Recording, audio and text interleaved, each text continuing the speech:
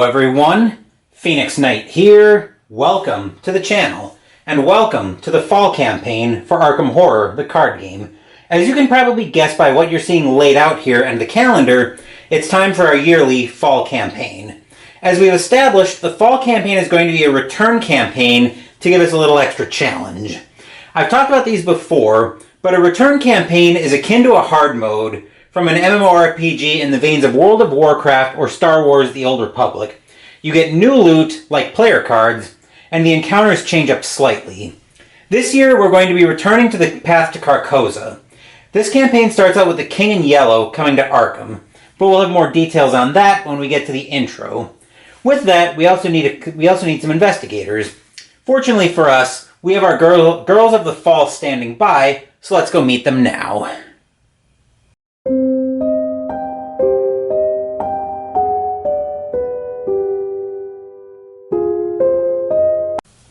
First up, we've got the Clover, Mandy Thompson, the researcher. We'll bring her investigator card up to take a look at that.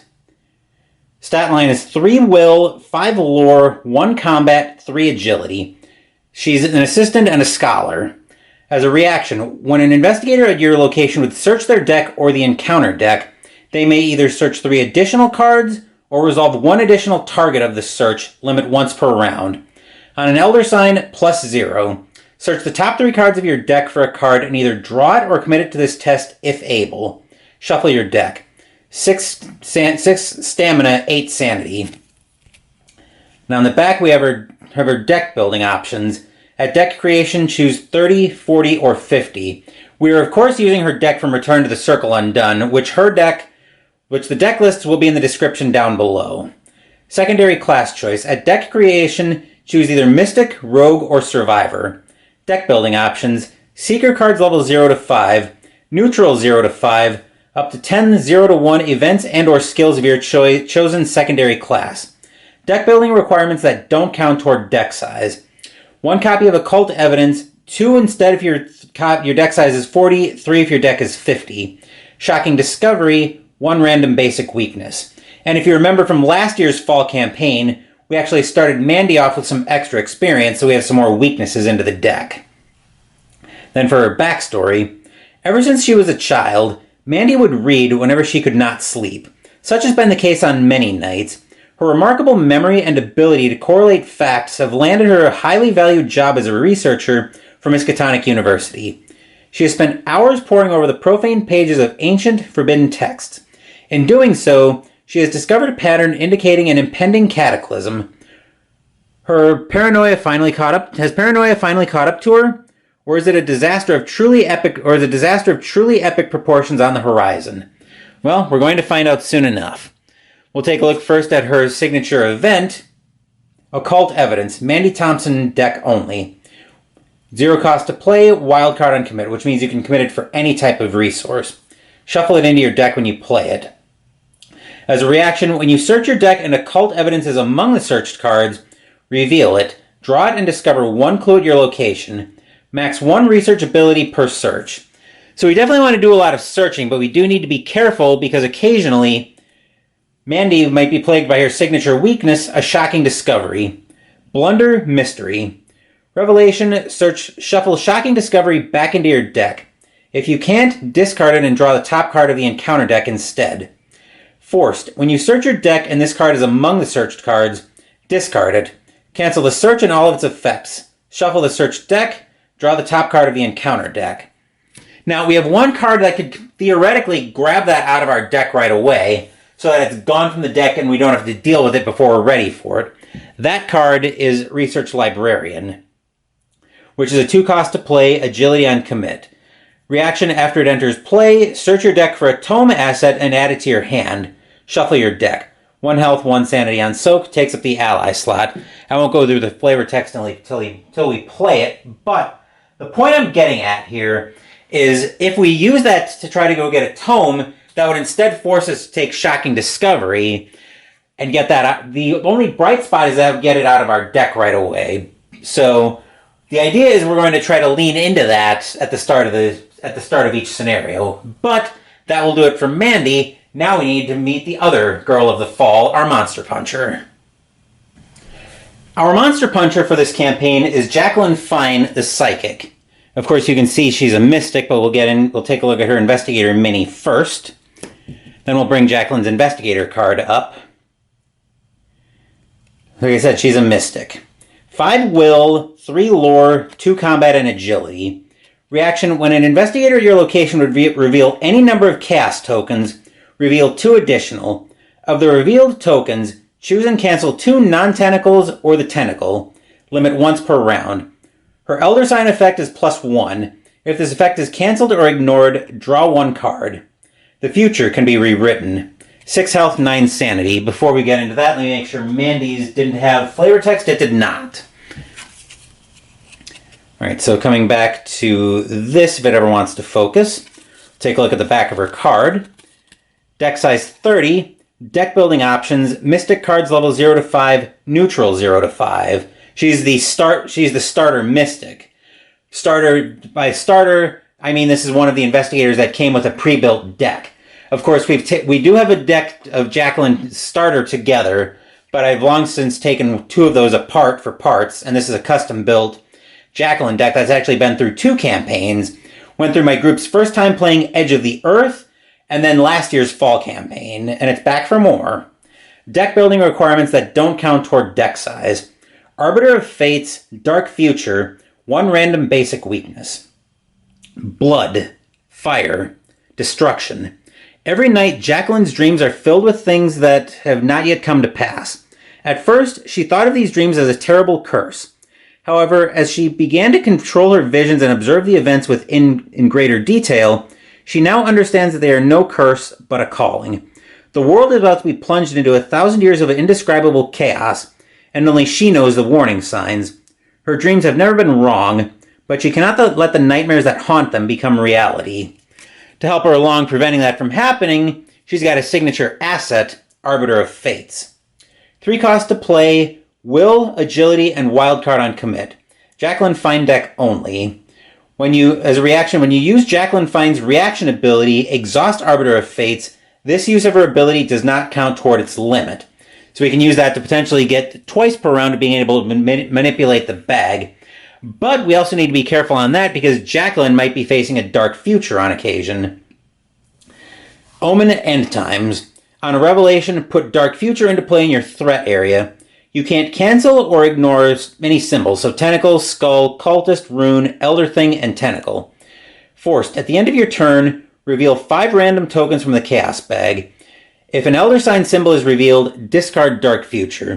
That's basically a drop everything and get rid of it weakness because so much relies on Jacqueline being able to work effectively. But that will do it for Jacqueline. Now let's move back up top to finish with setting up the campaign.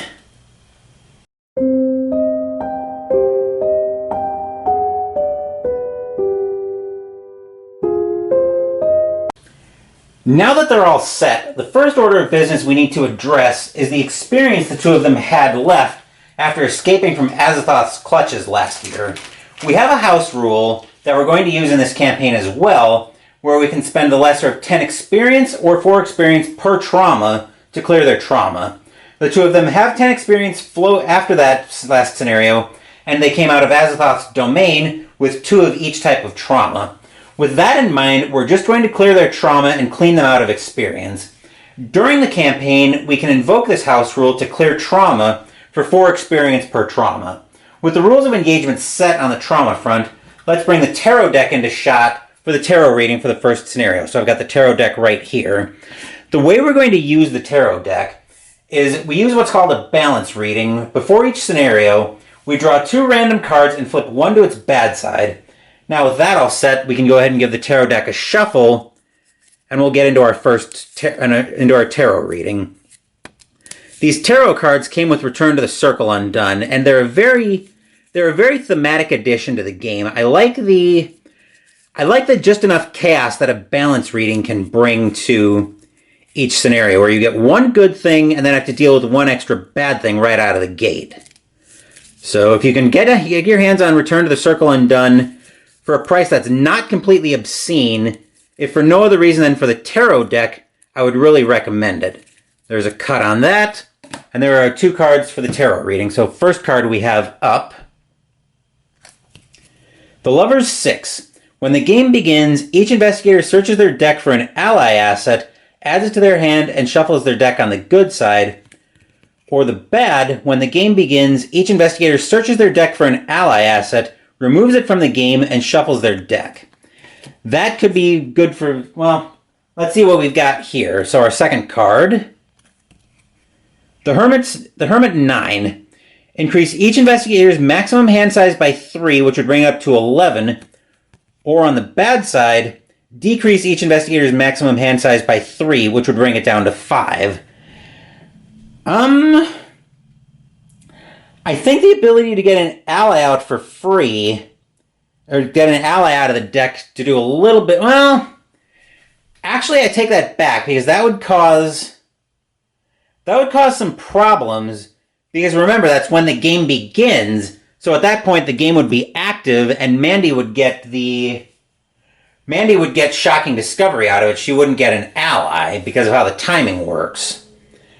Which could still be a good thing, but that would lose Jacqueline access to one of her allies, which we could probably live with that.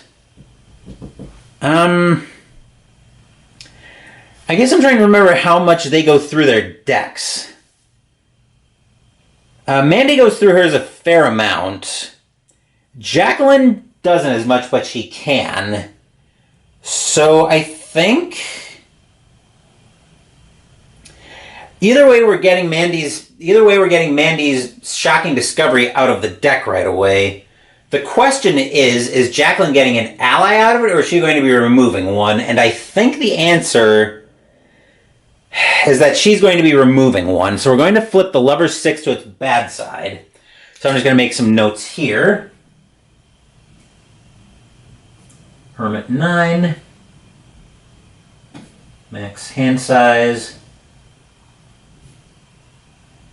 3, Lover's 6.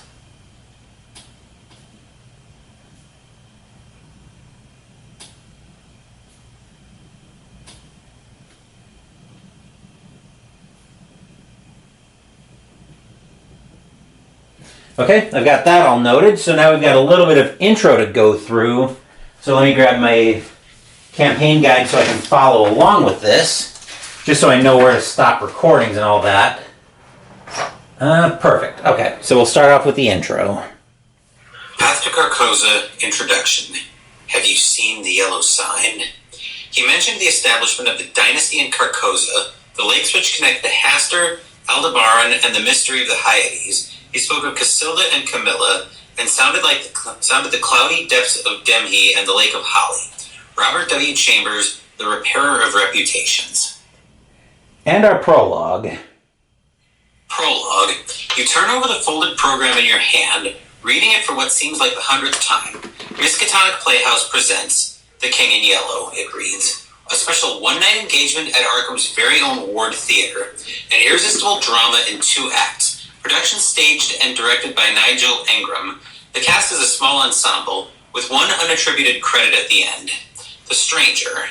To have such a highly anticipated play come to Arkham all the way from Paris is a noteworthy event, even if it is just for one night. For weeks leading up to the show, it was the talk of the town. It seemed so unassuming, and yet you have evidence of something more sinister. Something sinister is at work. It started with the disappearance of one of the stagehands at the theater, a boy of only 17 who missed rehearsal one night and was never seen again. Then, less than 2 weeks before the performance, there was a musician whose corpse was found with a gun in its mouth. Perhaps most chilling was the crazed man the coppers had picked up in Independence Square, who had been ranting and raving about the King's return. He was brought to Arkham Asylum, and you were surprised to discover that he was not alone in his delusions. Finding these events suspicious, you and your companions have delved deeper into the matter. Although no connection can be proven, these weren't the only strange events surrounding the up-and-coming play. Incidents of suicide and madness have followed in its wake, and you are determined to discover why. The lights in the auditorium dim, and a spotlight shines on the stage. What unfolds is not quite what you expected. Slow-paced and monotonous, the first act of The King in Yellow is a tedious bore. The setting and characters are compelling, But the meandering and nonsensical story does little to entertain or inform. You begin to wonder whether the dreadful events surrounding the King in Yellow aren't connected after all. Perhaps it was just your overactive imagination. How could such a trivial and unassuming show cause such pandemonium? You are surprised when the first act closes without any rising action or revelation. The lights rise for the intermission, and you consider leaving early, stifling a yawn. Before you are able to decide, however, you find yourself drifting to sleep. If Lola Hayes was chosen as an investigator for this campaign, that investigator reads Lola Prologue out loud. Otherwise, proceed to Scenario 1, Curtain Call. Lola was obviously not chosen as an investigator for this campaign, and we'll be proceeding to the first scenario, which is actually going to be Return to Curtain Call on Sunday. As for Wednesday, we're going to be starting our background playthrough of Anne's End Legacy of Gravehold. Thank you for watching the video. Please give the video a thumbs up and subscribe to the channel. Be sure to turn on notifications so you get my content. Be well, stay safe, take care of yourselves and your loved ones, and I'll be back with more videos in the future. Until then, take care everyone.